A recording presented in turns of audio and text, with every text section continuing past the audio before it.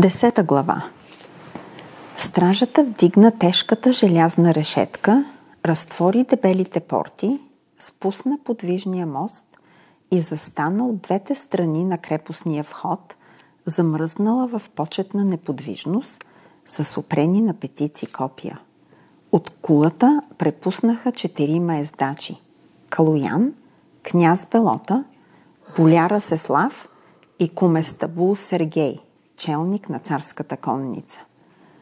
Беше ясен летен ден. Жърта, която лъхаше от напечените скали, правеше стоенето в града непоносимо. Затова по-имотните и знатни търновски граждани се бяха вече пренесли по своите лозя, млини, кипурии, за да прекарат няколко време на шир и зелено, далеч от прашния, душен и тесен крепостен град. Все пак при шума на 8-те чифта копита, които звънко отекваха по плочите, тук-таме от прозорците на къщите почнаха да надничат любопитни глави и в късо време стръмните и тесни улички се изпълниха с хора. Ковачи, обущари, кожари, оръжемайстори напущаха за миг работата си и застанали пред дюкянчетата си, чакаха минаването на царската дружина, предизвестени от рояк боси и чорлави деца, които тичаха с радостни крясъци пред конете.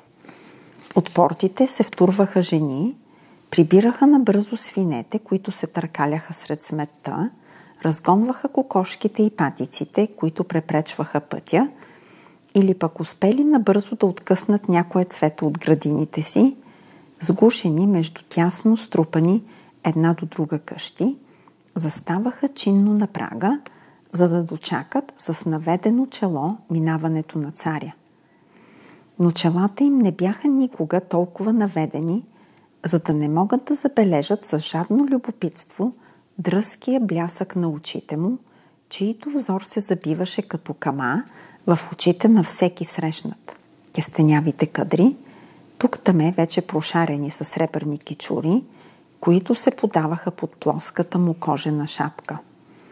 Царската дружина отмина, а дълго след това търновци останаха събрани на купчини из улиците, като с бурни ръкомахания предричаха и спореха върху последните вести, донесени от бързоходци от Визанс. Дали бяха вече пристигнали корабите на кръстоносците пред Константиновград? Дали архиепископ Василий щеше да оздравее скоро? Дали ще се съгласи сам да замине за Рим? Дали папата ще се обади? Ще има ли скоро поход срещу венгрите? Дали княз Йоан не е вече хвърлил око върху някой от благородните търновски девици? Напоследък бил все така загрижен и унесен. Някои го годяваха за дъщерята на великия боляр Илийца, други за сестрата на великия примитюр Михаил, трети за онучката на скопския епископ Марин.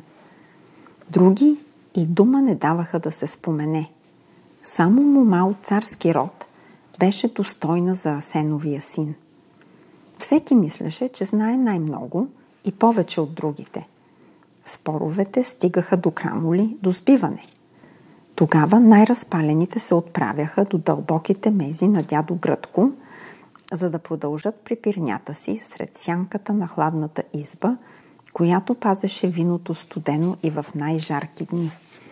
В работилниците, наведени над някоя свилена туника, майсторите тревожно мислеха, из ума им се надигаха мъчителни въпроси, които всеки усещаше да се разливат в душата му, като внезапно придошъл тъмен порой. Как щяха да променят вярата си? Щеше ли да се съгласи светият старец Василий да отиде да се моли на католишкия властелин? Защо не прие царят ромейското предложение? Какво ги чакаше? Ами венгрите?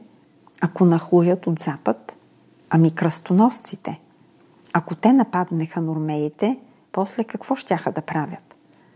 Как щяха да се отнесат към България? А се разправяше, че дръзките рицари били целите облечени в желязо. Нямаше ли тази желязна вълна да помете като буря зле облечените и леко въоръжените войски на българския цар?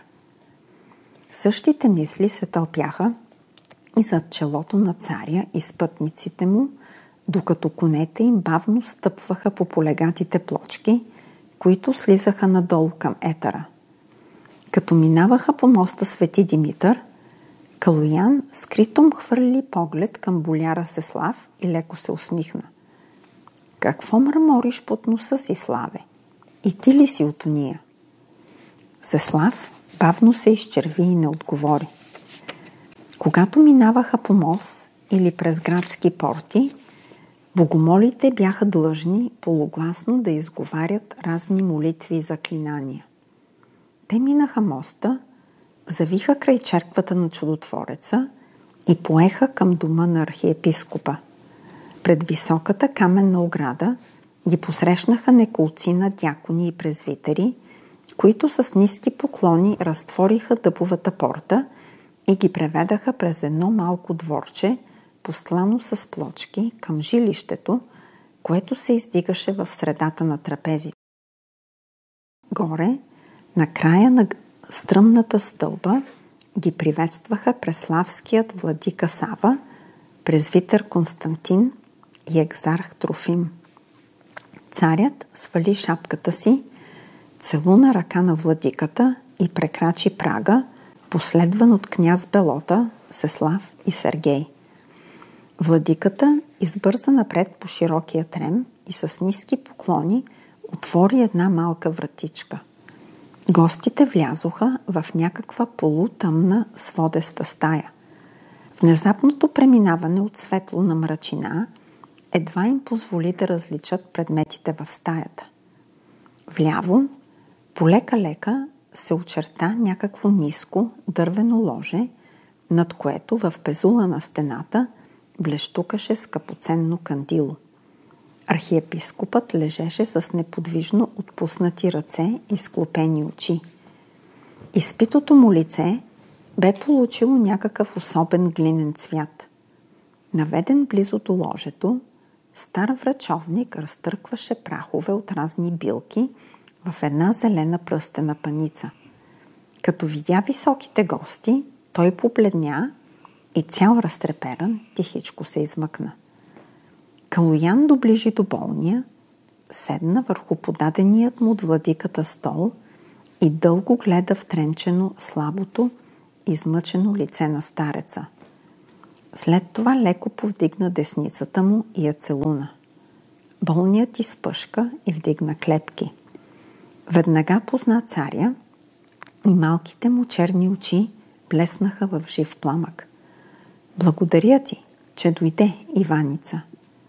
Както виждаш, все още съм на ложе. Царят изтри пота от лицето си, въздъхна, помълча малко и изведнъж каза: какво е твоето последно решение, светиня ти? Бледото лице на стареца се сбърчи. Той извърна глава, пошъпна: знаеш го, Иваница. Царят поклати глава. Трябва да отидеш, светиня ти. Щом оздравееш, ще отидеш. Изведнъж болният се размърда, развълнувано замаха с ръце. Гласът му се задушаваше. Не мога. Поискай смъртта ми, Иваница, но само не това. Ние сме православни. Народът ни е православен и ще изгуби вярата си и почитта към черквата. А богомилите само това чакат. Не мога. Сам прави каквото искаш, но мен не намисли. Аз не мога да отида в Рим. Калоян се навъси, замлъкна. И архиепископът мълчеше. Белота, Сеслав, Сергий и презвитърът чакаха с трепет царските думи. В архиепископския параклис заби камбана на вечерня.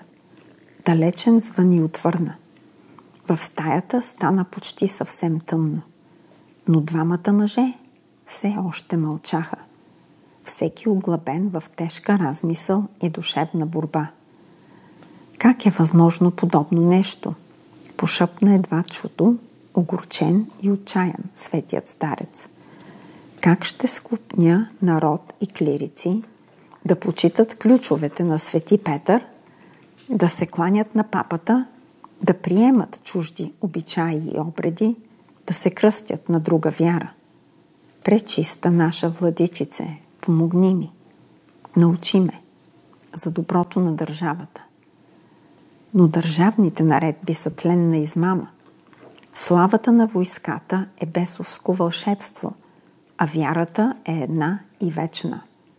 Няма ли с това да разколебаем и малката искрица почит, която народът храни към църквата? Няма ли с това да го хвърлим сами в лапите на Триш, проклетата Ерес? Продължи в себе си болният. Внезапно лицето на царя се разведри. Направи знак на другите да излязат. Защо тързаеш душата си, светиня ти? Да не би да смяташ, че ако се подчиня на папата, това ще трае вечно.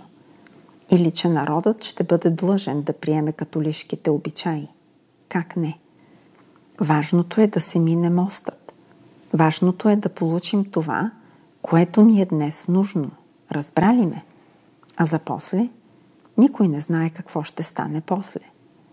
Но нека си остане между нас. Той леко се озърна. Веднъж да се разправим с венгрите, да утвърдим царството си, да видим какво ще стане с кръстоносците. А после? После е лесно. Той остро се изсмя. Архиепископът го изгледа втренчено и леко просветление трепна по лицето му. Разбрахме ли се, светиня ти? Василий кимна с глава и не отвърна. Тежък товар олекна от душата на царя. Дългата, мълчалива борба с архиепископа го гризеше като зла болест и го изпълваше с хиляди съмнения, тъги и разкаяния. Сега, след като получи вече съгласието му, пътят на бъдещите му действия се очертаваше пред него чист и ведър като лятно утро. Душата му беше ясна. Оставаше само да изпита коравостта на волята си и трайността на дързанието си, а в тях Калоян беше сигурен.